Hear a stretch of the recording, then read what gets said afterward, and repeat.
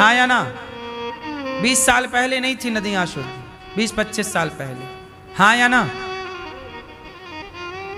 अब ज्यादा है, अब थोड़ा चाहिए कि हम लोग प्रयास करें। कंपनियां, बड़ी बड़ी कंपनियों को बोला जाए कि भाई आप पानी जो वेस्ट कर रहे हैं उसे साफ करके भेजिए आगे। यदि आपका गंदा पानी पकड़ा गया तो आपको फाइन लगेगा। तरीके से कानून बने, तरीके से सिस्टम को फॉलो करें, कराया जाए फॉलो, अपने आप चीजें ठीक हो जाएंगी।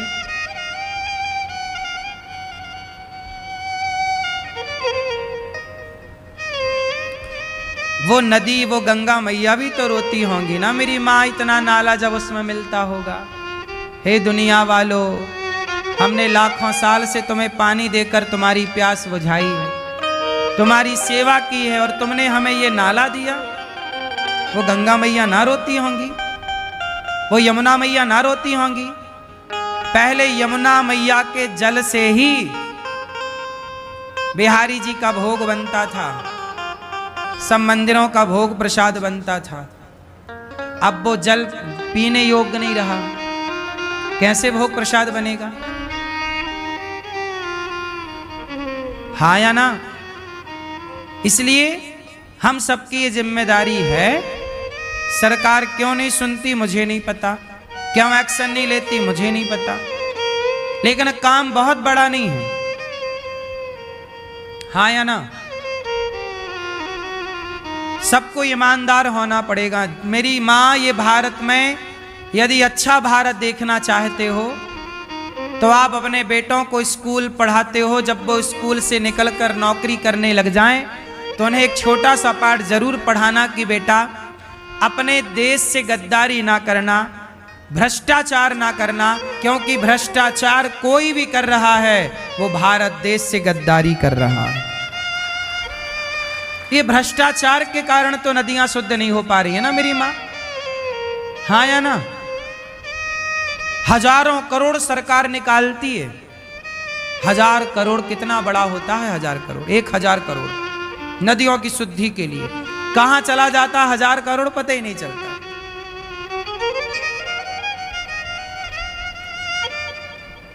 क्यों जी, बात सही है कि गलत है? 1000 करोड़,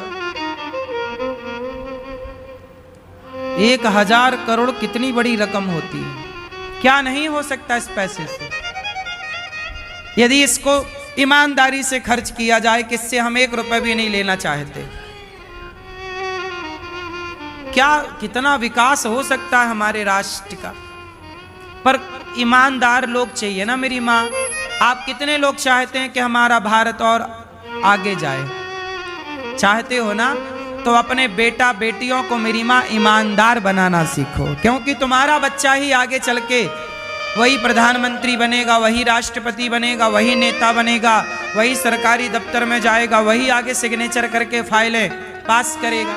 तो ईमानदार होगा आपका बेटा तो वो उससे भला होगा। सब बेईमान बैठ जाएंगे तो अब सोचो 1000 करोड़ निकलता है।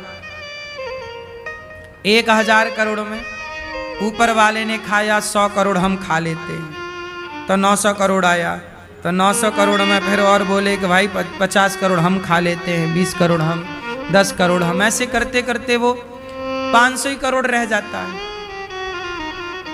बोलो हाँ। ये देश से गद्दारी है, राष्ट्र से गद्दारी ना हो, भारत माता से गद्दारी ना हो। मर जाओ, भूखे रह लो, कोई बात नहीं, गद्दारी नहीं। हम जिएंगे और मरेंगे ऐ वतन, दिल दिया है जान भी देंगे ऐ वतन। थोड़ा राष्ट्र प्रेम होना चाहिए मेरी माँ। हमारे भारत में एक चीज की कमी है। आप बताइए, भारत में भ्रष्टाचार ज्यादा है या नहीं है? जितना विरोध अनिरुद्धाचार्य का करते हैं लोग, इतना विरोध भ्रष्टाचार का करते तो हमारा देश कहीं और होता। पर अनिरुद्धाचार्य का विरोध करने से फुर्सत नहीं मिल रही है। कुछ मीडिया तो दिन रात अनिरुद्धाचार्य के सपने देख रही है, कुछ लोगों को तो सपने आने लग गए हैं। हाँ या ना?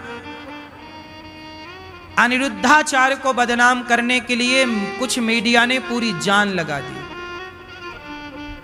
अनिरुद्धाचार्य को बदनाम करने के लिए खड़ी है, लेकिन भ्रष्टाचार मिटाने के लिए खड़ी नहीं हो रही है कि चलो भ्रष्टाचार मिटाएं। जो सही बात कह रहा है उसी की आवाज दबाने की कोशिश इस देश की कुछ मीडिया करती है। हाँ या ना? इस देश में मेरी मां फिर सच कौन बोलेगा? सच की आवाज जब दबाई जाएगी कौन बोलेगा? आज कुछ लोगों ने हमें बदनाम करने के लिए, देखिए कितनी इंटरनेशनल मीडिया ने कितना प्रयास कर लिया, कितनी डिबेट मेरे नाम से कर ली कुछ मीडिया ने। हाँ या ना? कितने लोग मेरे बारे में, कुछ लोग कितना अफवाह फैला रहे और षड्यंत्र रच रहे हैं। अब ये बड़ी बड़ी ताकतें हैं ना मेरी माँ, मीडिया अपने आप में कितनी बड़ी है, क्या कमी है लोगों के पास? और ये बदनाम और मुंह बंद किसका करना चाह रहे हैं? एक अनिरुद्धाचार्य का, जो सच की आवाज बोलता है, सनातन की सेवा में लगा है। अब मैं भ्रष्टाचार के खिलाफ खड़ा हो जाऊं तो ये तो मुझे और बदनाम करेंगे। अभी तो मैं लिव-इन का विरोध किया हूं, तो लिव-इन के विरोध में कुछ लोगों की पसीने छूट गए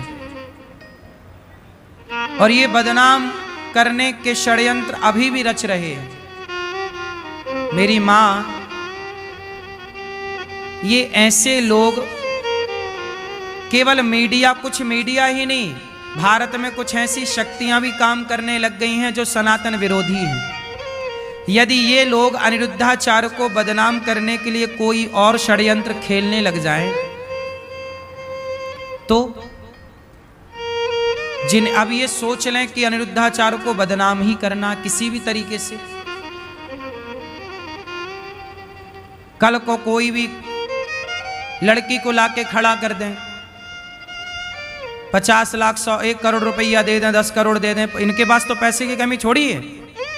कुछ लोगों के पास जिन्हें बदनाम ही करना है, किसी को 50 करोड़ दे दें कि भाई अनिरुद्धाचार्य को बदनाम करना है, तो बदनाम करने के लिए किसी को दे दें और कुछ भी कहवा दें उससे, तो ये षड्यंत्र ही होता है। मतलब ये अब आप समझ रहे हैं कि ये मुझे बदनाम करने के लिए किसी भी हद तक ये जा सकते हैं। ये बात सही है कि गलत है? किसी भी, ये सनातन की आवाज को दबाना चाहते हैं, किसी भी हद तक जा रहे हैं। इसलिए मुझे भगवान पे भरोसा तो है, आप पे है, लेकिन फिर भी मैं आप लोगों से प्रार्थना करूंगा कि आप समझिए कि सनातन कितना खतरे में है। और खतरा किन से है? ऐसे जयचंदों से। इसलिए आज सच की बात कहना, सच बोलना भी बहुत कठिन है, इसलिए लोग सच नहीं बोलते। लिव-इन का विरोध आज तक केवल मैंने किया, और किसने किया? पूज्य प्रेमानंद जी ने बोला, ये दास अनिरुद्ध ने बोला, और किसने बोला? सब बोलने से डरते हैं, लेकिन हम डरते नहीं हैं। अब बोलेंगे तो देखो हमारा विरोध हुआ कि नहीं, हमारे पुतले जलाए गए, हमारे नाम पे FIR दर्ज कराई गई कि क्यों? क्योंकि हम कह रहे हैं कि लिव-इन भारतीय संस्कृति, भारतीय संस्कार नहीं है। लिव-इन मतलब होता है कि आप विवाह के पहले किसी पराई स्त्री के संग रहो, पराई लड़की के संग रहो, पराई लड़के के संग रहो, एक साथ रहो, और एक बार रहो दूसरी लड़की के साथ, तीसरे लड़के के साथ, कई बार, कितने बार लोग रह रहे हैं। ये सब गलत है, यही लिव-इन बोलते हैं इंग्लिश की भाषा में। हिंदी की भाषा में बोलते हैं 4 जगह मुंह मारना, इसी को बोलते हैं।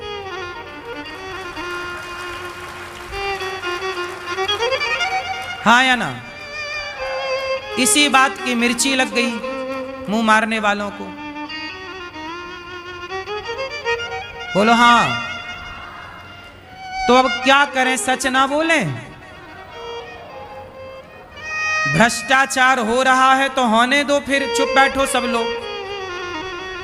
भाई कोई तो बोलेगा, और जो बोलेगा उसको बदनाम करने के लिए षड्यंत्र चालू हो जाएंगे। इसलिए तो इस राष्ट्र का विकास नहीं हो पा रहा है कि सब चोर चोर कहते हैं, तुम भी चोरी करे हो हम भी करें, चुपचाप बैठो मत बोलो। चोर चोर मौसेरे भाई,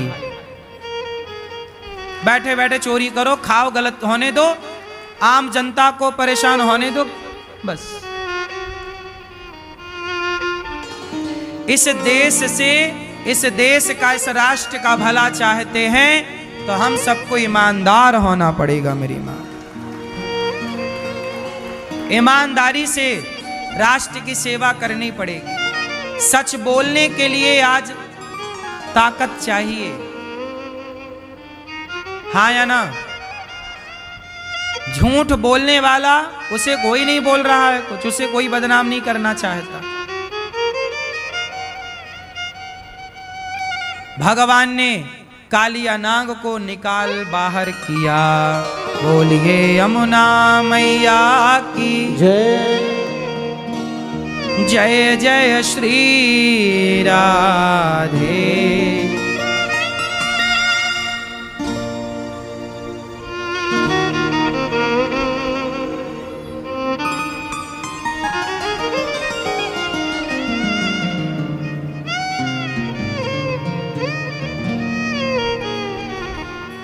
भगवान ने प्रलंबासुर का उद्धार किया और इसके बाद गोपियों ने सुंदर सा गीत गाया। वरहा पीडम नटवर वपुः कर्णयो कर्णिकारम बिभ्रद्वासः कनक कपिशम वैजयन्ती चमालां रंध्रान् वेणोरधर सुधया पूरयन् गोपवृन्दैर् वृन्दारण्यं स्वपदरमणं प्राविशत् गीतकीर्तिः। भगवान बड़े सुंदर हैं, कानों पर कनेर का पुष्प लगा हुआ है, सुंदर सी बांसुरी अधरों पे रखी है। गोपियां भगवान की सुंदरता का निरूपण कर रही हैं। भगवान इतने सुंदर हैं कि उनके जैसा सुंदर कोई नहीं, केवल भगवान। एक दिन भगवान ने गोपियां यमुना जी में निर्वस्त्र होकर के, सारे कपड़े उतार करके स्नान कर रही थी। जब गोपियां स्नान करने लग गईं निर्वस्त्र होकर, तब भगवान ने गोपियों के कपड़े चुरा लिए। क्यों कपड़े चुराए? सही किया कि गलत किया? कपड़े चुरा के सही किया। क्यों सही किया? भगवान कहते हैं कि देखो, आप पब्लिक प्लेस में निर्वस्त्र होके नहा रही हो, कोई देखेगा, क्या प्रभाव पड़ेगा? भारत की नारी नर मर्यादा में रहने वाले लोग हैं, आप ऐसे नहा रही हो, ये अमर्यादित है। तो भगवान ने कपड़े चुराए और बाद में कहा आइंदा ऐसे मत नहाना। तो भगवान ने जो गलत परंपरा चालू हो सकती थी, उस गलत परंपरा को चालू होने के पहले ही समाप्त कर दिया। कह दिया कि निर्वस्त्र होकर स्नान करना अपराध है, नहाओ तो कपड़े पहन के शरीर को ढक के नहाओ। हमारा भारत, हमारी संस्कृति शरीर को ढकना सिखाता है और पश्चिमी संस्कृति शरीर को दिखाना सिखाता है। क्या सही है? कपड़ा पहन के ढकना सही है शरीर को कि दिखाना? क्या सही है? भाई कपड़े पहने ही शरीर ढकने को जाते हैं। आज यही तो सवाल पूछते हैं पत्रकार मेरे से कि कोई कुछ भी पहने, आप कौन होते हैं बोलने वाले? हम कहते हैं भाई,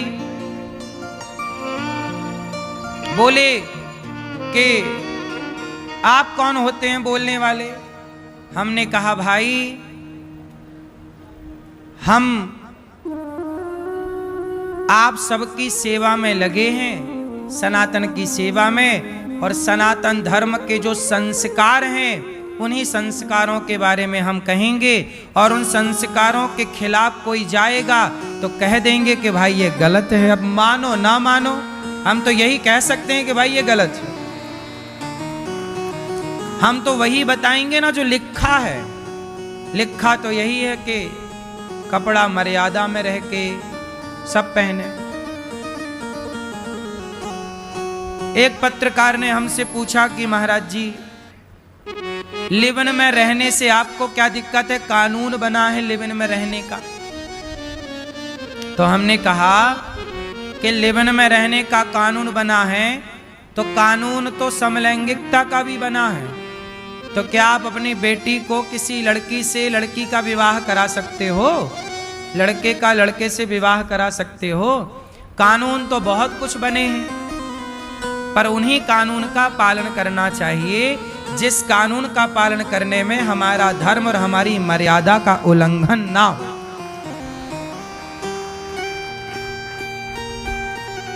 कानून तो आज बना है। हमारी भारतीय संस्कृति और संस्कार तो पहले से यही थे। हमारे यहाँ कैसे रहो, कैसे खाओ, कैसे बैठो, क्या करो क्या ना करो, सब यही तो है।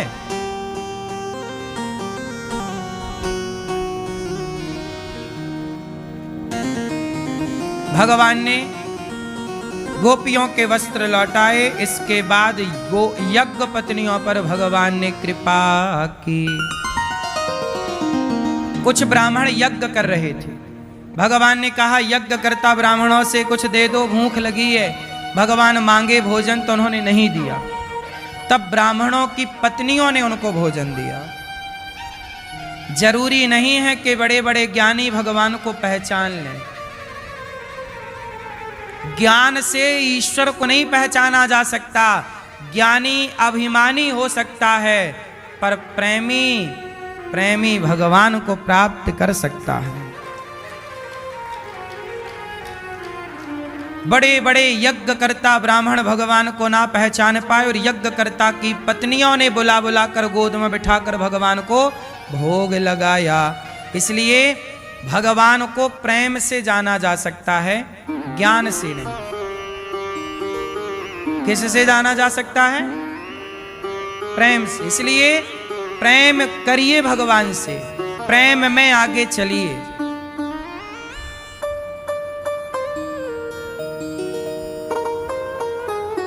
भगवान को प्रेम से जो खिलाओ।